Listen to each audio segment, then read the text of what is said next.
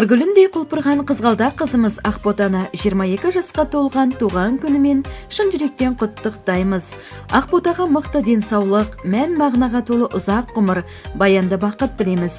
Әрқашан жолың ашық болып, алға қойған арман мақсаттарын орындала берсін. Өмірдің жазынан, көзінен, әр батқан кеш сайын, таң сайын, шұғылан нұр шашар жүзінен, болшы сен ел сыйлар ханшайым.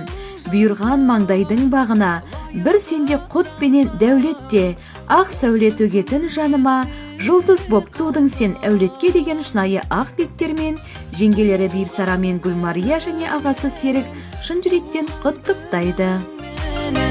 Мерекең құтты болсын, ай, тәтті ғұмыр менен, сәтті ғұмыр менен, өмірің нұрға толсын.